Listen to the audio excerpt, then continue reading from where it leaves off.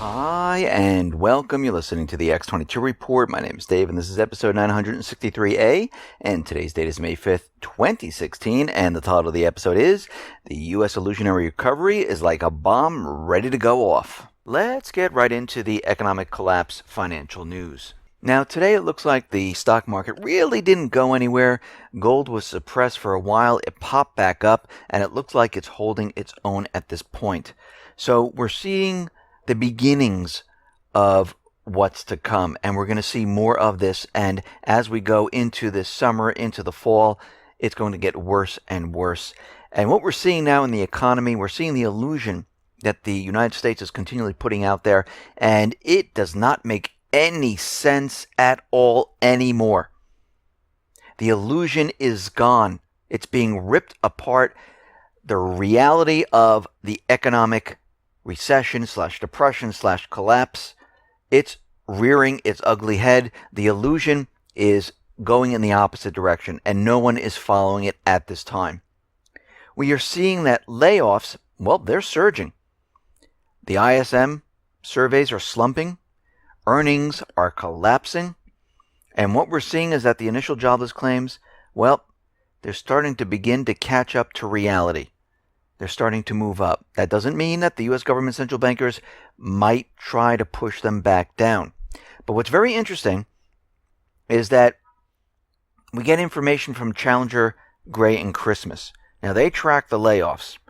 And we can see that initial jobless claims, it doesn't fit the pattern of the amount of layoffs that Challenger Gray is tracking. And if we look at the services employment, it is also going in the opposite direction of the initial jobless claims. If we look at the U.S. company earnings expectations, we see that is going in the opposite direction of initial jobless claims. So what we are seeing right now is that the government's illusion does not fit reality anymore. And people are starting to look at this, they're understanding it, and they're saying something is terribly, terribly wrong. Now, the report from Challenger, Gray, and Christmas, they are showing that in April, that layoffs have jumped by 35% to 65,141 during the month of April. And in March, we had 48,207 layoffs. That's a big increase. Looking further back, the first 4 months of 2016, there has been 250,000 planned job cuts, up 24% from a year ago. A year ago, we had about 201,000. This is the highest January to April total since 2009. And we all remember what happened in 2009. That's right, we were in the Great Recession. So what we see right now is we are in that same exact position once again. And everyone thinks, well, all of this is in the energy sector. This is why all this is happening. No, not true. Part of it is the energy sector, but we're seeing heavy downsizing in the tech industry, and we know there are more coming. We see heavy downsizing in retail. There is more coming. And at this point, John A. Challenger, the chief executive officer of Challenger, Gray, and Christmas, he is saying that the trend is moving up and there are more layoffs to come. Right now, computer firms, they have announced 16,923 job cuts during the month, the highest total among all industries. Remember, Intel just laid off about 12,000 people. And if we compare right now in 2016 to 2015, what do we see? Well, in the energy sector, in 2016, there are 72,000 jobs that were laid off. In 2015, there were 57,000 jobs laid off. In retail, in 2016, 37,000 jobs. In 2015, 26,000. Computer, right now, 34,000 total jobs in 2016. In 2015, 9,000. And this is getting worse and worse as time goes on. And these numbers are going to increase as time goes on. They're not going to get any better. Things aren't just going to all of a sudden turn around and everyone's going to get a job. That's not what's happening right now. The entire economy is contracting. More and more people, as they lose their jobs, guess what?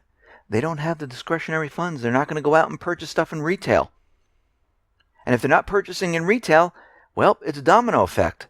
That means factories aren't going to be producing. That means they're not going to order the raw goods. So the Baltic Dry Index is going to continually drop. And this is exactly what we're seeing right now. It's even affecting Americans that are well off. And what we're seeing right now, this is coming from Bloomberg Consumer Comfort Index.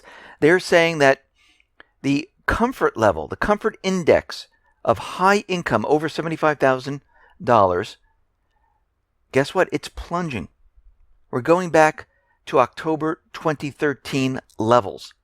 People do not feel good about the economy whatsoever.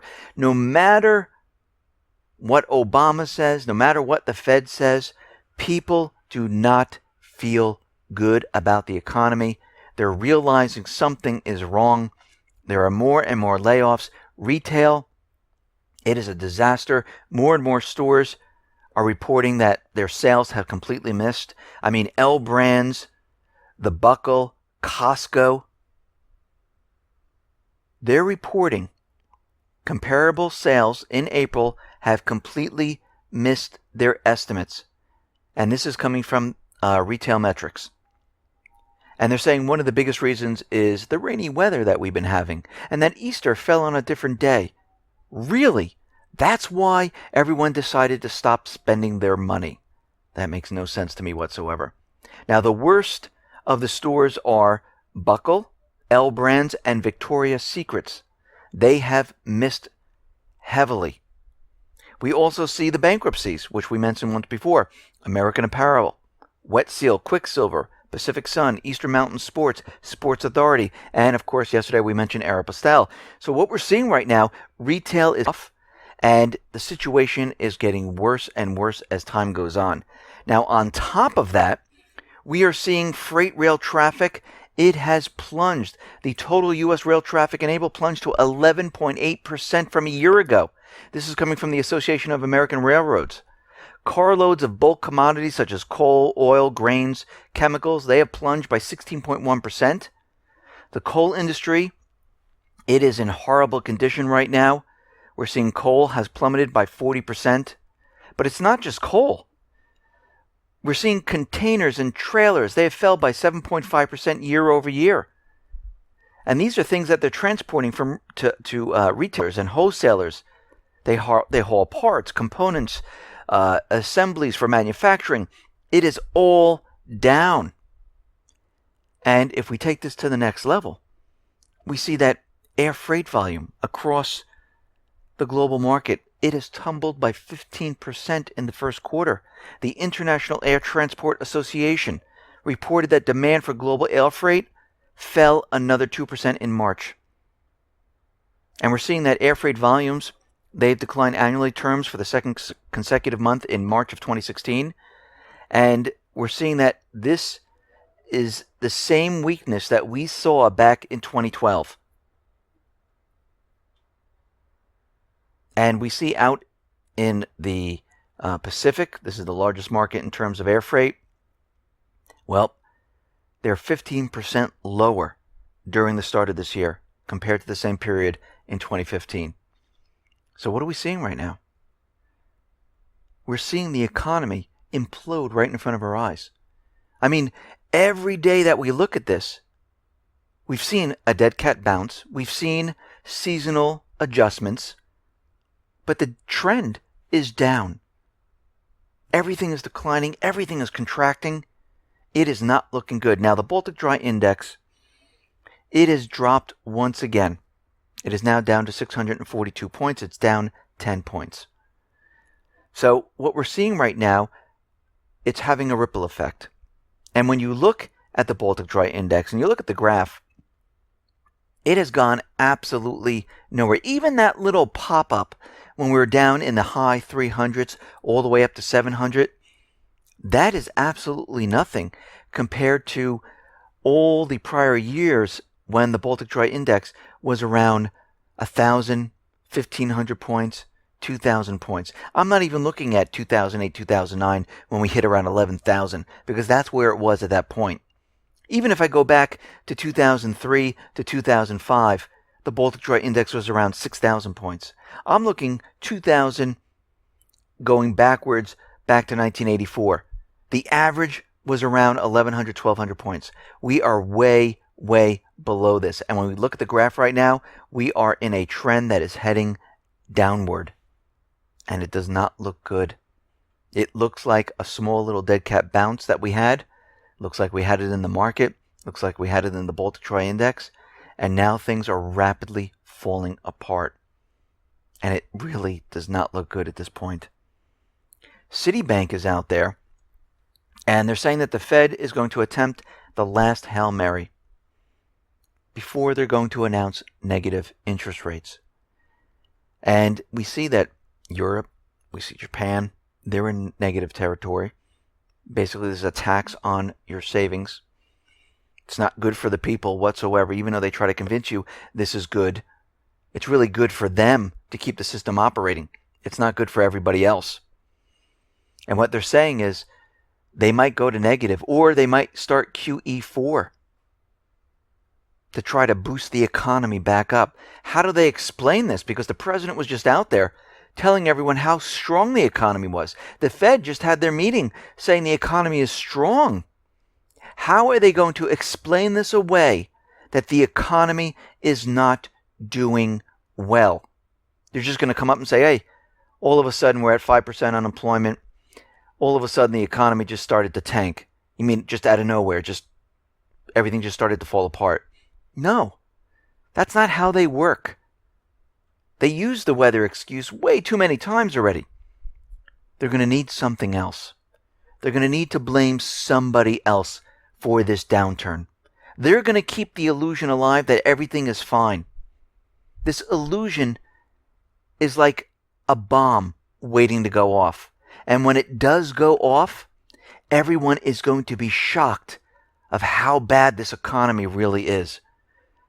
Those people that are sleeping, who are not paying attention, they're going to be scratching their heads going, what just happened here? We were told everything was fine. We were told we were recovering. I just bought a house. I just bought a car. I thought I was getting a raise. But this is what they want everyone to believe. And all those people are going to suffer. And I don't want to see anyone suffer. It's not fun. It's not a fun thing to go through a scenario where you lose your job, you lose your home, you lose your car, you have no money, you don't know how you're going to put food on the table, you don't know how you're going to support your family, you look at your children, you look at your wife looks at you, children look at you, and everyone's sitting there, what do we do? And remember, the government is keeping us in the dark. Of course, everyone that is listening to the alternative media and other sources and not to the corporate media and to the government, they have an edge. We understand what's happening. We realize they're lying to us. Now, we understand that the debt is unsustainable at this point in time, and it looks like Deutsche Bank and many other banks, well, they're suggesting a wealth taxation. Now, they're just not going to come out and say, okay, I know the IMF wants to do this. They want to come out and put a 10% wealth tax on everyone. But I think they're going to do it more covertly. And with negative interest rates, it's like having a tax on your savings. And it looks like this is probably most likely what they're going to do. Now, they might implement negative interest rates like they did in Europe, move it down to the deposit rates, which it's heading toward now. And they might even say we might have to start taxing savings accounts. And this way, every time you put your funds into the bank, they will be taxed, just like a sales tax. Now, of course, people are going to be angry. People are going to be pissed off. Think about when they implemented the income tax, when they said it was only going to be done to the wealthy. They most likely will say it's going to be to those people who are making $150,000 or $200,000 or more. And then what they do is they slowly bring it down, just like they did back in the time when they implemented the income tax, which is completely unconstitutional. They're going to do the same exact thing. Now, people are going to be very angry. In the beginning, they're going to be happy because it's on the wealthy. But as time goes on and they keep taxing and they keep bringing it down, guess what? Everyone is indoctrinated. Everyone is into it. And I think this is how they're going to try to approach it. And with a cashless society, what are you going to do? You can't take your funds out of the bank. You can't turn it into cash. But you can buy gold and silver. Very interesting. We are headed into a time where the bankers are going to be getting desperate. They're going to be making up new rules. They're getting prepared for this collapse. And this is why every single one of you needs to be prepared for what is coming. I would get gold and silver. And a lot of people say, well, I don't have that much money. I understand that everyone is just trying to get by. But you don't have to buy the full ounce of silver. You can buy a quarter, a tenth. You can do this. A little bit at a time. If you have a little bit more money, maybe you don't have, $1,200 and change for an ounce of gold, get a tenth of gold. Just have something. Because think about it. If like what everyone is saying, moves up to 2,000, 4,000, 5,000, or whatever it's going to be, think about what that tenth is going to be worth. Think about what that quarter is going to be worth. Same thing with silver. This is why everyone needs to be prepared. You also need food. You need medical supplies. You need batteries because we don't know what is going to happen here. And we know the dollar is going to lose value. We know people are going to be very upset. We know people are going to raid the markets to try to get as much as they possibly can. And this is why you need to be prepared. You can go to lifereliance.com. They have emergency foods. They have pre-made food. They have water filtration. They have seeds. They have a lot of different things there. You can customize your order. They'll send it right to you. If you're going to other places, continue to go to other places. But whatever you do, continue to prepare because it looks like we're getting closer and closer to that point. And that point is a major collapse of the entire system. Listen, everyone, thanks a lot for listening. Be well, be safe, and especially be prepared. Thanks a lot.